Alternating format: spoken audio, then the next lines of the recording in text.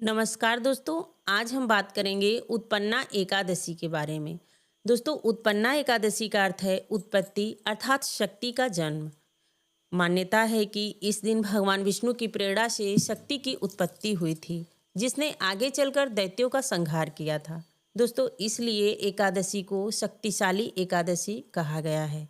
जो भी भक्त इस व्रत को रखता है उसे मानसिक भक्ति, निर्णय क्षमता और आध्यात्मिक बल मिलता है। दोस्तों, पुराणों में एकादशी व्रत को सभी पापों को नष्ट करने वाला, मोक्षदायक और शुभ फल देने वाला बताया गया है। इसे श्री हरि दिवस कहा गया है, यानी यह दिन सीधे भगवान विष्णु की उपासना के लिए समर्पित माना गया है। दोस्तों, एकादशी के दिन अन्न त्यागने से मन और शरीर दोनों हल्के होते हैं और मनोबल बढ़ता है। आज की इस वीडियो में हम बात करेंगे उत्पन्ना एकादशी 2025 में कब है। दोस्तों, इसके सही समय क्या है, उदया तिथि में किस दिन पड़ेगा, व्रत की विधि क्या है, कथा क्या है, पूजा विधि क्या है और उत्पन्ना एकादशी के दिन क्या करें क्या ना करें, क्या शुभ होगा। तो आज के वीडियो में एकादशी व्रत के लिए पूरी तरह आपके लिए उपयोगी बताया गया है। तो दोस्तों, वीडियो बहुत महत्वपूर्ण है, अंत तक देखिएगा। अगर वीडियो पसंद आए तो लाइक कमेंट्स अवश्य कीजिएगा। दोस्तों, इस वर्ष एकादशी तिथि 15 नवंबर को, उत्पन्ना एकादशी 15 नवंबर को 12:49 पे प्रारंभ हो जाएगी और 16 नवंबर 2025 को रात 2:49 पे समाप्त हो रही है। तो ये कन्फर्म हो गया कि 15 नवंबर को व्रत रखा जाएगा। दोस्तों, शास्त्रों के अनुसार एकादशी व्रत उदया तिथि पर किया जाता है, इसीलिए 15 नवंबर को उत्पन्ना एकादशी व्रत माना जाएगा। इस दिन व्रत, पूजा, जप और नियमों का पालन करना अत्यंत श्रेष्ठ है। एकादशी के दिन अन्न त्यागने से मन और शरीर दोनों हल्के होते हैं और मनोबल बढ़ता है। दोस्तों, अब बात करेंगे प्रातःकालीन स्नान, संकल्प, व्रत विधि के बारे में। तो देखिए, एकादशी के दिन सुबह जल्दी उठना चाहिए। गंगा जल से स्नान करें, पवित्र नदी अगर पास में है तो वहाँ स्नान करें और पीले वस्त्र धारण करें।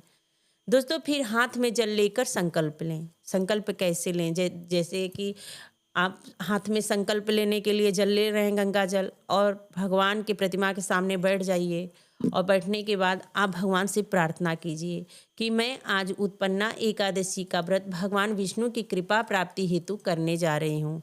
दिन भर फलाहार या निर्जल व्रत करें। पाप, कर्म, क्रोध और किसी भी प्रकार की निगेटिविटी से दूर रहें। दोस्तों, अब बात करेंगे विधि मंत्र सामग्री के बारे में। तो देखिए, पूजा सामग्री में पीला पुष्प, तुलसी दल, पंचामृत, मंत्रों का जप, धूप दीप, शंख, गंगा जल, इसका बहुत महत्व है। तो ये सब सामान जितना हो सके आप इकट्ठा कर लीजिए। दोस्तों, विष्णु जी के पहले सामने बैठ के उनका स्नान कराएं। अगर मूर्ति है तो स्नान कराएं, अगर ऐसे प्रतिमा है तो जल का छिड़काव करें, गंगा जल का फूल से। पीला फूल हाथ में ले लें और जल भगवान को ओम नमो नारायण करके या फिर ओम नमो भगवते वासुदेव करके स्नान करा दें। दोस्तों, उनके सामने शुद्ध घी का दीपक प्रज्वलित करें और ओम नमो भगवते वासुदेव मंत्र 108 बार अवश्य करें।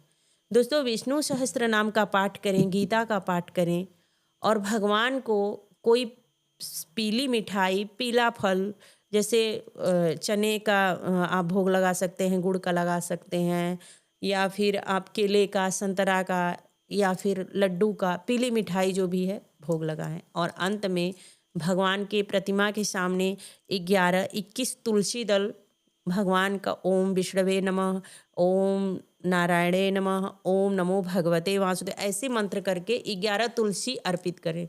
दोस्तों, यह तुलसी का जो हम उपाय बता रहे हैं ये कोई साधारण उपाय नहीं है।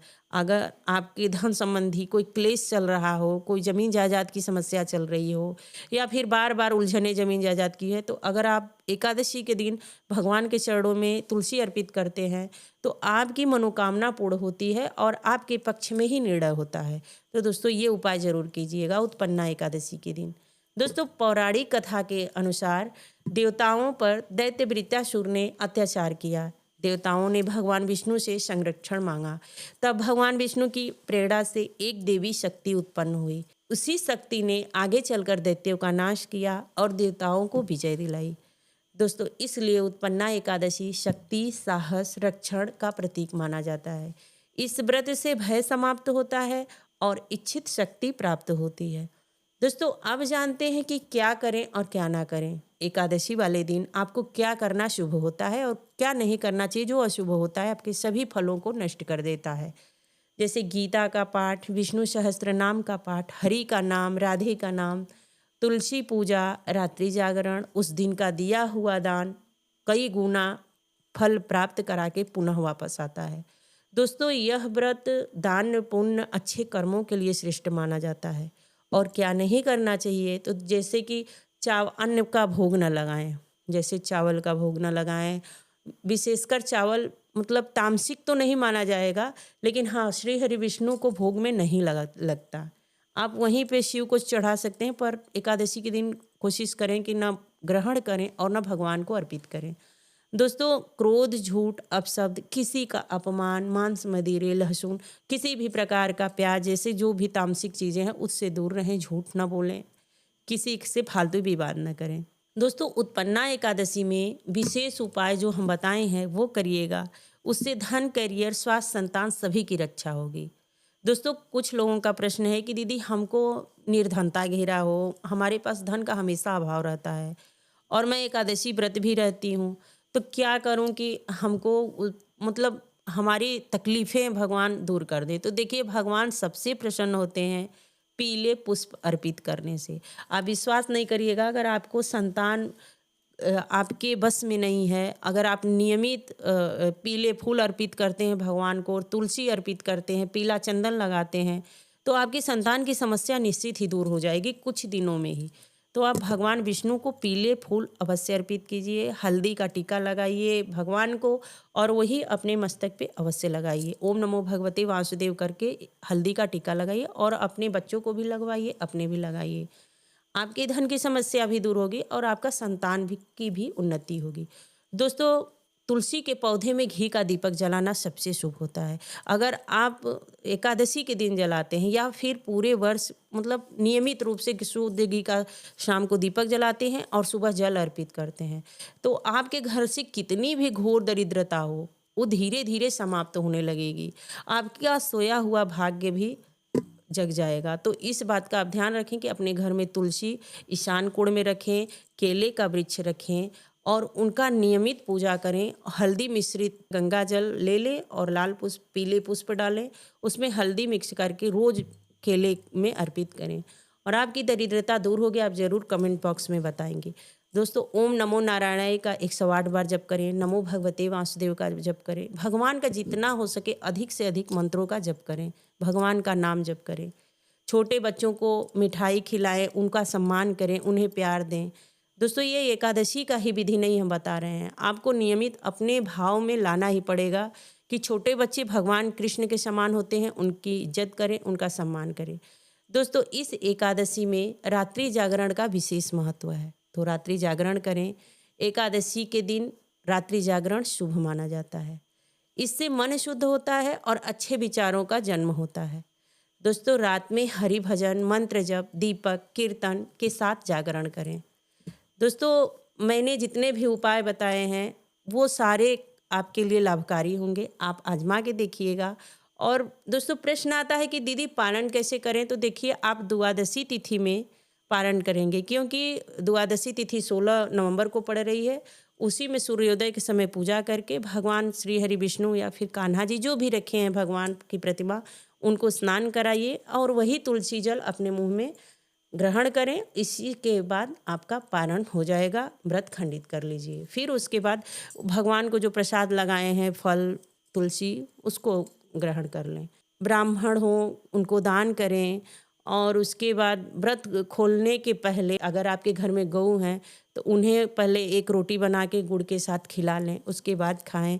इन सबों से क्या होता है दोस्तों कि आपके जितने भी शरीर संबंधी, परिवार में धन संबंधी कोई भी प्रकार का जो समस्या है, वो आप अगर पहले गौ माता को दे देती हैं तो उनका आशीर्वाद आपके ऊपर हमेशा बना रहता है। दोस्तों, बद्दुआ तो हर किसी को मिल जाता है, लेकिन आशीर्वाद बहुत कम लोग देने वाले हैं। अगर आप गौ माता को पहले घर की रोटी देती हैं, उसके बाद अपने बच्चों को, अपने लेते हैं, अपने किसी को, तो कहीं ना कहीं आप अपने गौ सेवा कर रही हैं, सम्मान कर रही हैं, उसका शुभ फल जरूर मिलेगा। तो इस बात का ध्यान रखें। बहुत छोटी-छोटी चीज़ें होती हैं लेकिन बहुत लाभकारी होती हैं। दोस्तों, अगर यह वीडियो पसंद आया हो तो कमेंट बॉक्स में ज़रूर बताइएगा और उत्पन्ना एकादशी के लिए कोई संशय मत करिए, 15 नवंबर को ही रहेगा। वही पवित्र दिन है, वही उदया तिथि में पड़ रहा है। अगर किसी तरह का मतभेद है कि 16 को भी है, ये ऐसा कुछ नहीं है। 15 को 12:45 पे लग ही रहा है रात में और अगले दिन 2:45 पे समाप्त हो रहा है। तो बीच में आपको एकादशी तो 15 को ही पड़ा है, द्वादशी तिथि फिर उसके बाद पड़ रहा है। तो एकादशी आप हर हाल में 15 को रहिए और पूजा करिए, सभी आपकी मनोकामनाएँ पूर्ण होंगी। दोस्तों, निश्चित रूप से अगर आप इस व्रत का उत्पन्ना एकादशी व्रत का पालन करते हैं, आपको निश्चित रूप से शुभ, तेज और दीर्घकालीन फल प्राप्त होता है। दोस्तों, मिलती हूँ अगले वीडियो में, तब तक के लिए जय श्री राधे।